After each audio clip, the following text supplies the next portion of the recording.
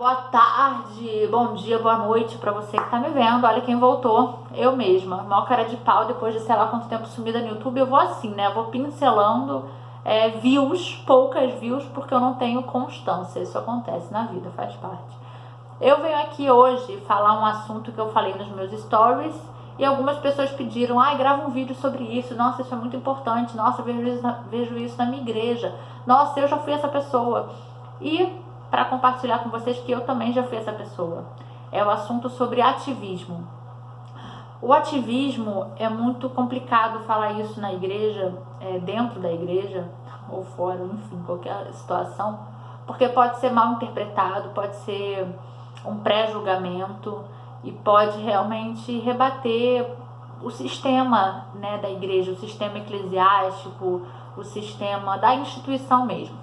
Mas eu acho importante falar porque quando a gente vê um erro ou uma falha, eu acho que é o nosso papel como cristão mesmo, a gente apontar a falha e tentar mudar, né? Se eu conseguir com esse vídeo mudar uma pessoa, já valeu a pena tudo.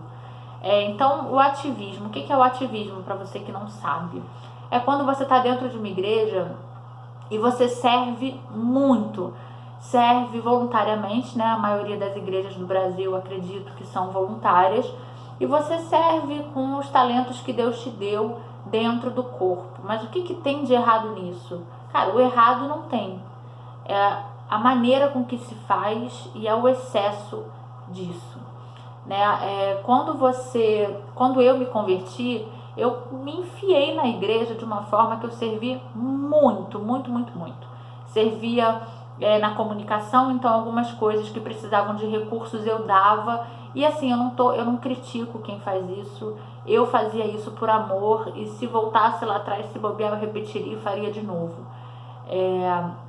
Mas o que hoje eu tenho uma visão totalmente diferente sobre o reino de Deus é que muitas vezes eu me ausentei de dentro de casa, quando eu morava com meu pai, não era casada ainda, eu me ausentei de dentro de casa para ficar na igreja.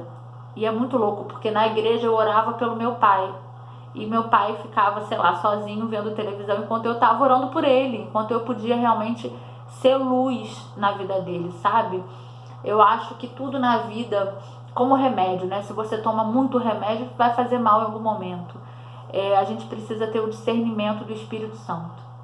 Eu vejo que existem umas igrejas que realmente estimulam o servir, como se você não servir na igreja, dentro da igreja, botam um X nas suas costas. Eu vejo pessoas que são frustradas no mundo corporativo, profissionalmente falando, e se dedicam inteiramente para a igreja. Não que isso seja errado, mas a igreja não é um mundo corporativo. A gente não tem como olhar para as coisas de Deus, para o ministerial, para o eclesiástico e colocar uma cabeça corporativa dentro daquilo.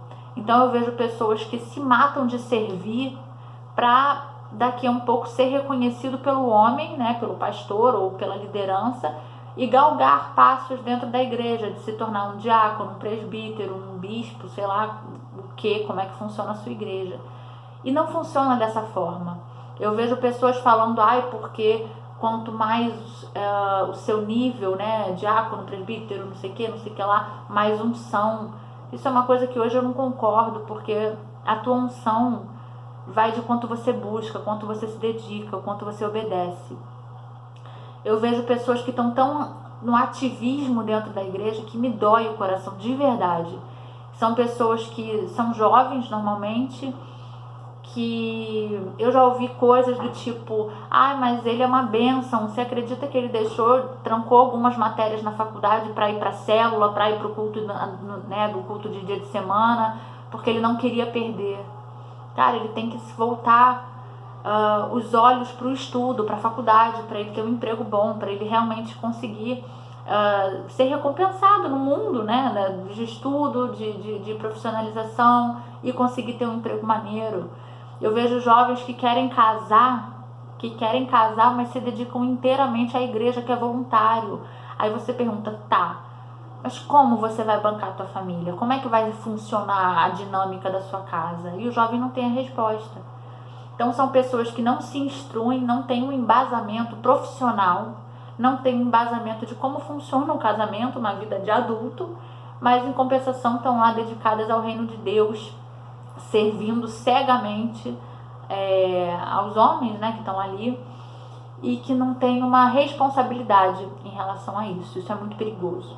O servir é uma bênção. Quem tem o dom de realmente se tornar um pastor, de realmente, sei lá, um mestre, é uma bênção. Mas você já parou para pensar que o seu marido é o pastor da tua casa? E que você pode ser uma mestra quando você é mãe, ensinar os teus filhos, ou até mesmo no trabalho. Se você é a única cristã no teu trabalho, no meu caso, por exemplo, quando eu falo de Jesus, quando eu falo um pouco das minhas experiências, eu estou realmente evangelizando aquela galera. A gente não tem essa dissociação de que você ser um mestre, você ser um profeta, você ser, sei lá, dos ministérios, um mestre, você pode cumprir essa sua função dentro do teu trabalho, dentro da tua família, dentro da tua casa. E muitas vezes a gente se prende à igreja. Eu lembro que sempre, logo no início da minha conversão, eu recebia palavras do tipo assim: você vai voar nos caminhos de Deus, as coisas vão acontecer rápido. E eu pensava sempre em cargos eclesiásticos. Eu pensava sempre, meu Deus, daqui a pouco eu vou virar uma pastora, né, desse jeito, porque as coisas vão acontecer rápido. E, no entanto, eu nunca parei para pensar que realmente poderia ser um chamado para dentro da minha família, poderia ser um chamado para dentro do meu casamento, poderia ser um chamado para o meu profissional, por exemplo. A gente sempre tende a pensar nisso ministerialmente. E aí que eu acho, na minha visão, que o corpo adoece. Quando a gente para pensar em Jesus ele não estava lá dentro do templo esperando cargos ou nada. Imagina, Jesus, como judeu, ele via as pessoas no holocausto, né, fazendo o cordeiro, matando o cordeiro, ele pensando: meu Deus, eu sou o cordeiro, eu tô aqui, sabe? Enquanto quando ele foi escolher os seguidores dele, escolheu pessoas que não tinham muito a ver com isso, com que a igreja constituía como realmente um rei ou, enfim, um exemplo a ser seguido, sabe? A gente vê João Batista, que era filho de sacerdote, ele cresceu na igreja. Em compensação, ele resolveu sair, foi para o deserto, e Deus estava com ele no deserto. Então a gente vê uma visão, não estou falando aqui, gente, não tô fazendo apologia ao desigrejado, não, pelo amor de Deus. É importante a comunhão, é importante se alimentar da palavra de Deus, é importante. Agora, eu só acho que é muito mais importante você ver se o seu ativismo não está trazendo cegueira espiritual para a tua vida, sabe? Cegueira de servir a igreja a qualquer custo, cegueira de querer cargo ao invés de almas, sabe? Cegueira de querer ser reconhecido pelo teu trabalho, cegueira de você querer servir e ficar assim: poxa, mas eu não recebo nada em troca. Isso é perigoso. E é isso que eu vim falar hoje, é isso que eu tô falando. É um ativismo cego, é um ativismo burro, é um ativismo que não é benéfico para o corpo de Deus, sabe? É um ativismo no qual eu quero me afastar, é um ativismo no qual eu não quero mais pertencer. Hoje em dia, se é para escolher, tem o aniversário da minha sobrinha e tem o culto, eu vou para o aniversário da minha sobrinha, porque eu entendi como os momentos da família são importantes. E na hora que o bicho pega, a família que nos mantém de pé, sabe? Independente de crença. Mas eu sou a única da minha família convertida. Bem-vindo ao clube dos que são os primeiros. É difícil, é um desafio, mas é sendo o primeiro que você muda a história da tua família. É você se posicionando nos aniversários, é você se posicionando no Natal, você se posicionando no Réveillon, vendo uma mudança de postura, que a tua família vai olhar e falar: nossa, mas a Lígia está em pleno Réveillon e ela está, sei lá, orando, agradecendo a Deus tudo que Deus fez nesse ano. É nessa postura, é nesse pequeno pra gente, né? Mas que pode realmente mudar a história da tua família. E não adianta nada você passar tempo de oração com Deus, a tua família, e na hora de ser um exemplo dentro de casa, você é um péssimo exemplo. É um péssimo exemplo. Aí você realmente está jogando suas orações no lixo. O exemplo fala muito mais. Vi de Jesus. Jesus em nenhum momento falou sobre ele, né? Os evangelhos, todo mundo escreve sobre Jesus.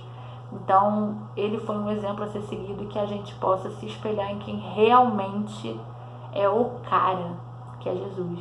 Então, cuidado com o teu ativismo, fica ligado em relação a isso, como que está o teu coração diante de Deus, em relação a servir, ao serviço, né?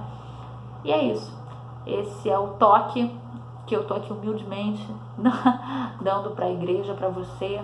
E se você gostou do vídeo, compartilha com as pessoas que você acha que deve, compartilha, sei lá, com teus líderes, compartilha com a visão realmente, se compartilha com a visão da tua igreja, compartilha com teus pastores, compartilha com as pessoas que realmente podem mudar o rumo de uma igreja.